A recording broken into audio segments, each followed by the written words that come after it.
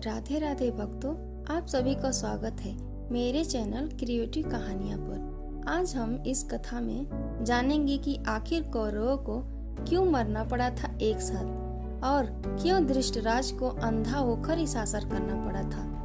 पौराणिक कथाओं के अनुसार महाभारत युद्ध समाप्त होने पर धृतराष्ट्र ने श्री कृष्ण से पूछा, मैं अंधा पैदा हुआ, 100 पुत्र मारे गए, भगवान मैंने ऐसा कौन सा पाप किया है जिसकी सजा मिल रही है। तब श्री कृष्ण ने बताना शुरू किया कि पिछले जन्म में आप एक राजा थे।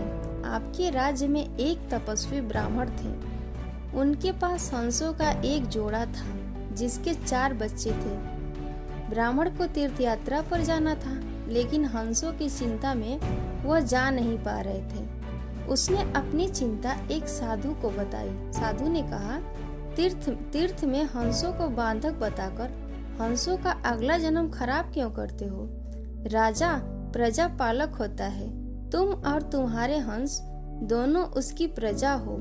हंसों को राजा के संरक्षण में रखकर तीर्थ को जाओ। ब्राह्मण हंस और उसके बच्चे आपके पास रखकर तीर्थ को गए।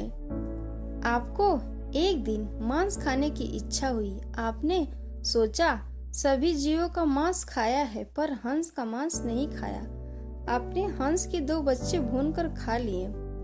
आपको हंस के मांस का स्वाद लग गया।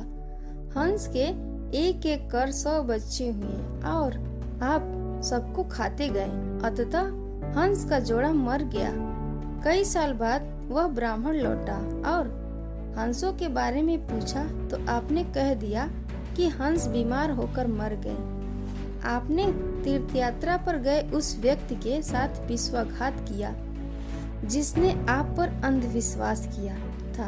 आपने प्रजा की धरोहर में डाका डालकर राजधर्म भी नहीं निभाया। जिह्वा के लालच में पड़कर हंस के 100 बच्चे भूनकर खाने के पाप से आपके 100 पुत्र हुए जो लालच में पड़कर मारे गए और आप पर आंख मूंदकर करने वाले से झूठ बोलने वाले और राजधर्म का भी पालन नहीं करने के कारण आप अंधे और राजकाज में विफल व्यक्ति हो गए। श्री कृष्ण ने कहा, सबसे बड़ा छल होता है विश्वासघात। आप उसी पाप का फल भोग रहे हैं। इसीलिए किसी को दुख देने से पहले सोच लो कि वह दुख का बीज परिणाम स्वरूप दुख के अनेक फल तुम्हारे सामने ले आए तो क्या तुमको स्वीकार है?